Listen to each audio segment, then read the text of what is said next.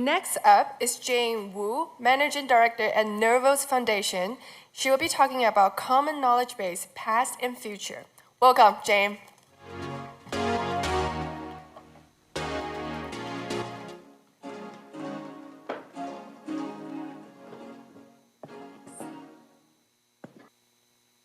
Hello, everyone. It's glad to be here today, and I want to thank BitMay for inviting me to this conference, along with great peers working on proof of work. My name is Jane, and I'm with Nervos Foundation. Our mission is to support and grow the ecosystem around the common knowledge-based blockchain, which is a proof of work smart contract platform. Before I go any further, I want to take this opportunity to say thank you to CKB miners. I met some of you earlier today. Thank you for your contribution in securing our blockchain.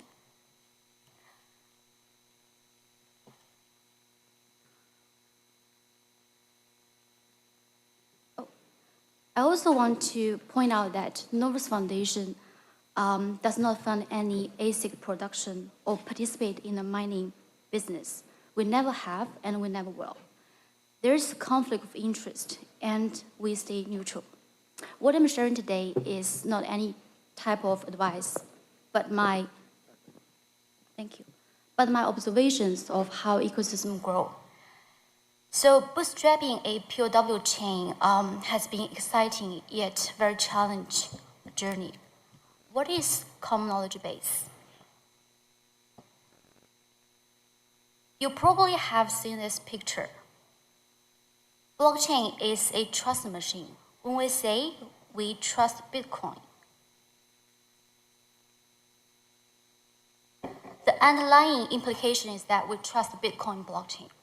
It is used to create a trust during the consensus process, where all network participants reach a common agreement about the current state of a blockchain. In this context, common knowledge refers to state verified by a global consensus. So in Bitcoin, a UTXO stores numbers to represent how many Bitcoins you have, and money is the common knowledge stored in the blockchain. If we take this one step further and use an extended UTXO to store and validate more kinds of common knowledge, like digital assets, smart contracts, identities, zero knowledge proof, that's what CKB is trying to do.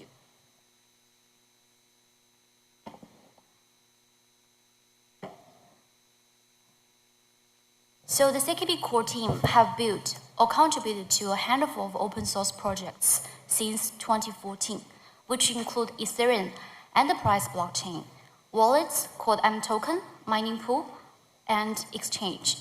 In 2018, the core team decided they are ready for a bigger challenge. That's when we started building CKB. And this time, they want to build something differently.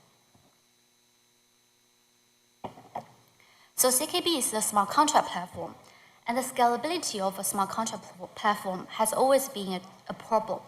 The reason we wanted to use a blockchain instead of a database because it's decentralized, permissionless, and secure, not because it's fast.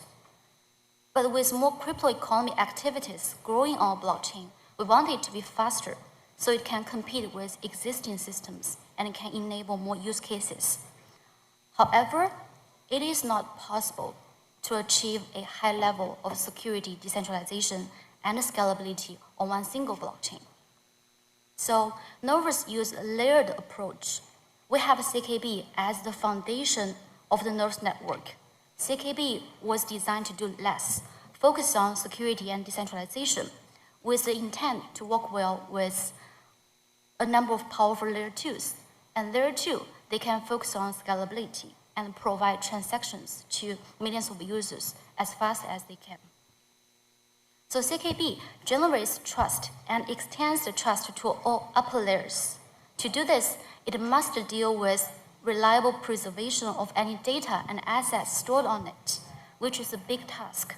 So it has to be minimal, flexible, and most importantly, keeping the permissionless nature and be secure.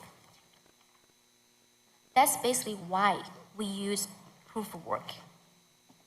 The consensus participation in PoW is truly open and permissionless, is fair and reliable. I'll dive in a bit here.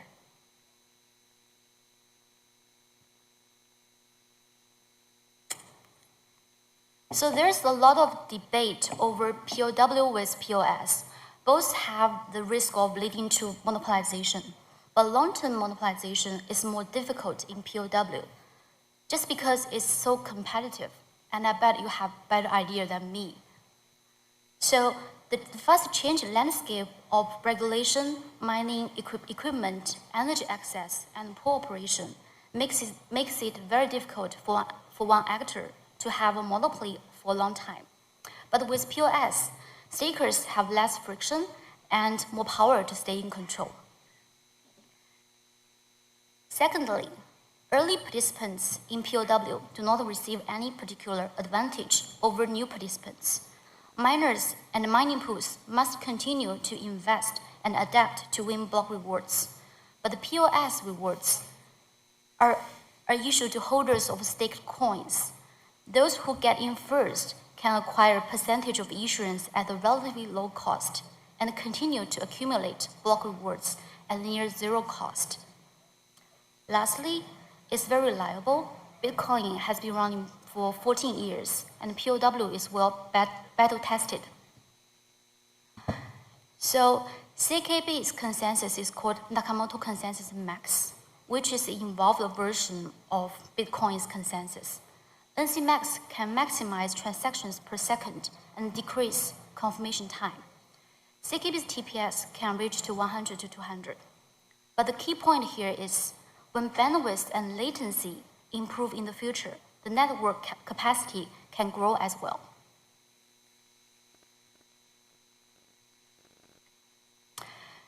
So we believe crypto of its origin is to replace the existing system where social trust can be fragile. Blockchain is a trust machine that should be used to create a better system than what we are trying to replace. Not the same, not worse. CKB is one of the very few smart contract platforms that use proof of work. This comes from this belief. A public, permissionless infrastructure has to be as decentralized, secure, and neutral as possible.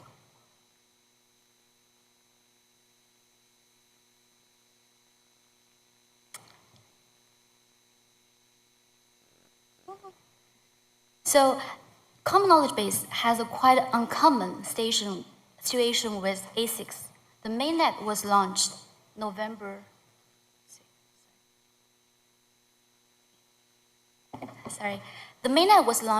2019, and our first ASIC came out 4 months later. So far, as I'm aware, there are 5 different ASIC manufacturers that have shipped 10 different CKB ASICs. So how does this happen?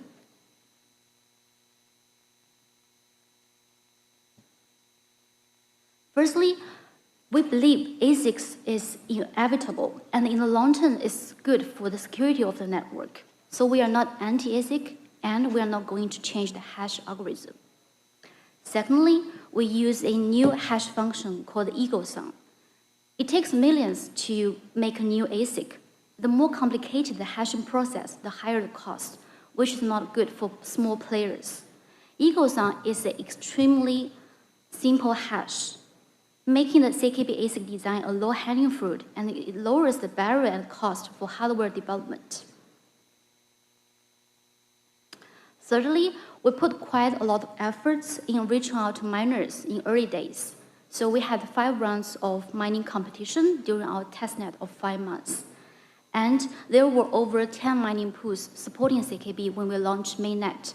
So based on the hash rate, we suspect it's already GPU mixed with FPGA mining when we launched mainnet. And then ASIC came out 4 months later. So that's basically our practice in decentralizing the ASIC production, which I believe is a very important step towards proof of work, towards keeping proof of work with all its benefits relevant for more permissionless consensus participation. Okay, so here we come to the part about mining rewards. CKB, as we said, is initial for the common knowledge-based blockchain. is also the initial for native token CK byte. One CKB allows an owner to store 1 byte of data on the blockchain, and it's also used to pay transaction fees. So this part could be a talk of its own. I will just briefly introduce what our issuance look like. CKB has a base issuance like Bitcoin.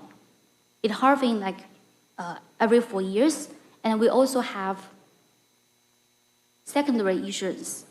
So when a miner mines the block, they would receive the base issuance and a portion of secondary issuance. The portion is based on state occupation. If half of the CKB in circulation are being used to store state, a miner would receive half of the secondary issuance reward. When Nervos base issuance eventually ends, miners will still receive state rent income that is independent of transactions. This design is to make sure miners have incentive in securing the blockchain in the long term. You can find more information about our token distributions on our white paper and also Explorer. So, we have shared some of the design thoughts behind the CKB. What's unique feature that CKB could provide as a smart contract platform to developers? I want to make an analogy here. So the internet today is powered by a suite of interoperable protocols. When users they visit the internet, they browse content, they interact with applications, which are like hosted on different servers and owned by different owners, but the users won't feel anything. However, that is not the case with the blockchain world today.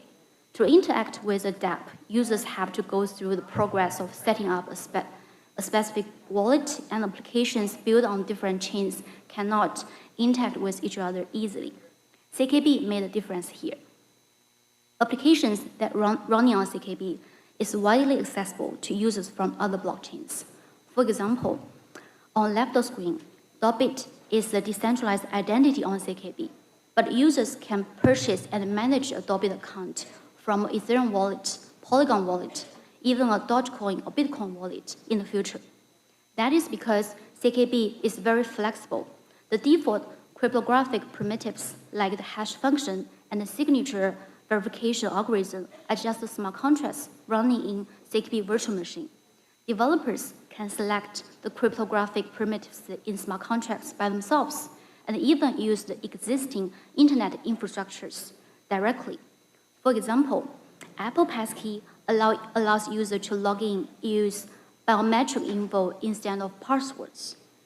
And Join ID is a non-custodial wallet that will support Apple Passkey. It will allow users to create a CKB wallet using Touch ID or Face ID, and they only need to authorize with biometrics when creating transactions or interacting with smart contracts, which is very convenient and safe. So to say, we have this built-in account abstractions in CKB. And because of its flexibility, I believe CKB has a unique position in a multi-chain world today as a hub for connecting users from different blockchains and onboarding Web2 users to Web3. So this year, we have made some remarkable progress. We have our first major protocol upgrade, aka hard fork, after 3 years, and we'll have another mainnet upgrade next year before our first halving. Bit, the ID that on our layer 1 already has over 60,000 users, unique addresses. And in terms of layer 2, we launched an EVM equivalent layer 2 called Godwalken, which is the first OP rollup running on UTXO chain, so that we can onboard Solidity developers. We are about to release a high-performance Layer 2 framework with native Cosmos IBC support. We are also actively exploring the new user scenarios on both Layer 1 and Layer 2s, and the governance tool for distributing the ecosystem fund. Bootstrapping a PoW network is never easy, and we are really, really grateful for having an engaging community that shares the same belief with us. Together, we'll continue to build, to learn, to brainstorm and to grow. So may the power be with us, and thank you for taking time today. Muchísimas gracias. You can follow our updates on our Twitter account. Thank you.